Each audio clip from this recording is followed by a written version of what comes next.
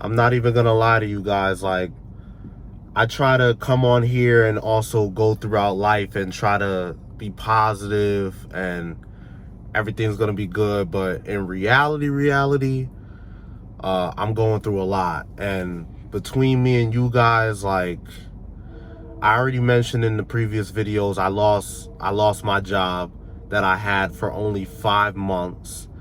And like, basically I really can't think of anything right now, just in general, but when I'm reflecting on it, I blame me a little bit. And it's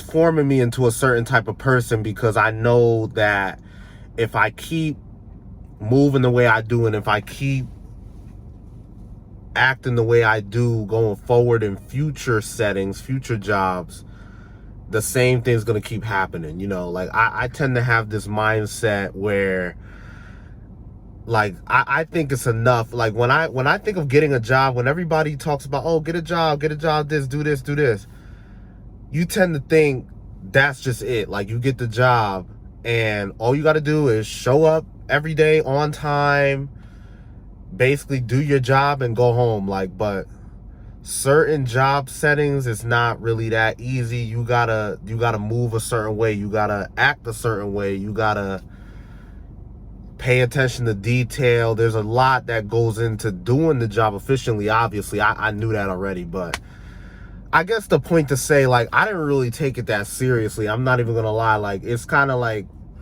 this is now like my second real job outside of college, and it's like, I don't know. Like, when I was working at Old Navy was easy. I was on my feet all day. It's fast paced, so it's like it kept me going. It kept me constantly like being in action. But this new job, I would describe it as like, I'm not on my feet all day. This new job that I just got fired from, you damn near sitting all day. So people that work this job, they tend to think, and I fall in this category, I tend to maybe think sometimes that, like, there's nothing to do and stuff like that, and it's easy to fall asleep at this job. That's the other thing, is it's way too easy to fall asleep. So long story short, I fell asleep. So I'm in the situation, I'm trying to fight it now. So I put my appeal in. And I speak to this lady on Monday to see if I could get the job back. And for real, when I put this appeal in, it's not really about getting the job back. It's not me saying to them, can you please give me the job back? Give me a second chance. It's really not about that. It's about exercising my employee rights. Because, like, in this agency, they give you employee rights and stuff. So I'm just exercising my employee rights, and then so that when I do also, let's say, apply for unemployment, I have a better shot at getting it, because I have a defense for the situation that happened.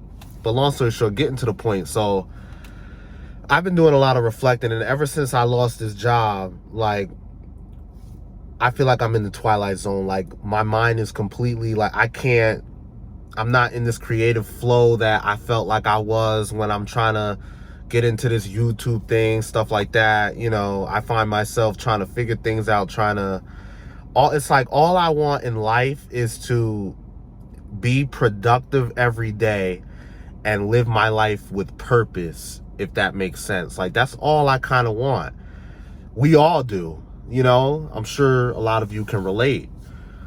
So I remember there was a point like a week ago where I was saying to myself, okay, I gotta keep dropping these videos on YouTube, just because, this is what I want to do. It's a fun hobby. It's a nice hobby to have that keeps some sense of structure in my life. So I say to myself, I need to drop a video. But I was going through so much stress and stuff like that I'm like, honestly, I can't even think of a topic of what I would make a video about. And it just felt like all across the board, everything is just frozen. Everything is uncertain. I really can't, even if I wanted to, like, be as productive as I wanted to. Because for one, the routine that I have for the past 5 months is gone. I can't really say to myself, okay, it's time to apply to new jobs, because I don't know if this appeal is going to go through when I get this job back. I can't really say I'm going to apply for unemployment, because if I apply for unemployment, well, the appeal's not done yet, so I don't really know if I'm going to get the job back. That's just what I'm going through right now. So I'm kind of stuck in this mental frame of like, I don't really know what to do with my life at this point right now, in these few days that I have, you know, to myself, where I got to sit with just me. So, you know, I ain't gonna lie, like, because I wanted to kind of get back into my little creative flow, however I could grasp it from any source, any type of thing, I said, I don't got nothing to do right now. Let me pick up a book and read it. Like, and I ain't gonna lie, like, I was sitting in my bedroom, like, and I picked up the closest book near me. And like, it's funny because I started reading this book. I'm gonna tell you what it is in a minute. I started reading Think and Grow Rich, the black version. So there's a black person. I forgot the author of this. I'm gonna probably put it in a short, but it's Think and Grow Rich, and it's from a black author, a famous black author, whatever. And I don't want you guys to think that like, oh, you know, this guy must be like black this and black this, Afro, he must be Afrocentric. It's not that. Like, this is just a book that I had in my crib that was my family's originally. I grabbed it years ago and I picked it up, I started reading it, and then I just never got to finishing it. And let me tell you guys, like, the most I ever read books was growing up. I was reading as young as 6 years old. I used to read books growing up until I would say high school. And then when I got to college, I'm sure I read a book here and there, but I think the bulk of my reading books was like growing up.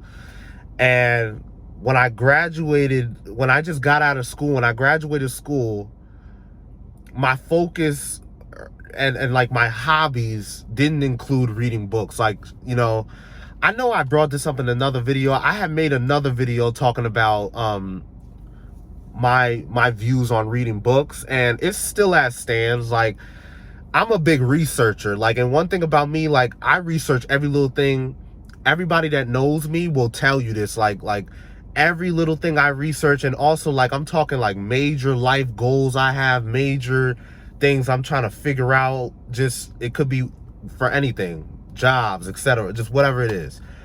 I jump straight to Google and I Google it. And like I said, before AI, I would click on every link, go on YouTube, TikTok, whatever subject I had to learn about. I'm like reading all different types of sources to get the information I need. I'm also taking notes. So I got all these notes in my phone. I got like over 273 notes in my phone, I think, currently right now.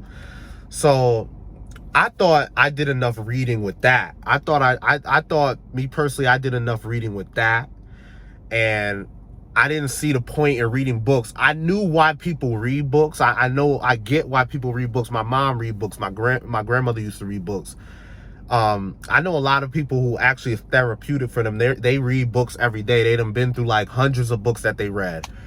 But I'm just saying, like me personally, my reading, the majority of my reading came from researching different things that I felt as though I needed to know in that moment. And I felt as though reading a book wasn't serving me, because although it's a fun hobby, it's a therapeutic hobby, for some people they claim it makes them go to sleep at night, because when their eyes are like scanning, the words on the page, that's what helps you get drowsy enough to be able to actually get a good sleep at night. I've heard of all the benefits.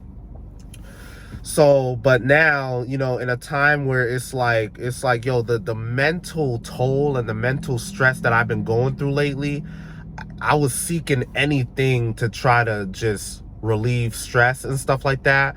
So I picked up Think and Grow Rich. I just started reading it. And, when I started reading it, I saw even more. Like I said, I always knew, but I realized even more when I started reading the other day why people read books, because in that moment, it was therapeutic for me. And I started seeing a lot of just points in there that, like, it really helps you in life. It helps you in life if you know how to receive it and take it and understand the message and stuff like that. So, like, I just could see why people read books. Like, I was reading it was saying like, if you really want to know how to be the best version of yourself, turn the page. You know, little stuff like that. I'm just like, you know what? I be seeing why people read books and stuff like that. Like, you know, this doesn't mean that I'm gonna start on the regular, start reading books, but I'm gonna get through this book. I'm just saying, like, you know, but maybe I might read more books going forward, how, you know, whatever, however it ends up. But it's helping my creative flow and stuff like that. I'm able to come to you guys with a video. So this is the topic of the day, guys, and thank you for watching. Please subscribe to the channel. Please keep it going. I know we're slow motion, but keep the subscribers coming, keep the likes coming, all that good stuff. So I'll see you on the next video.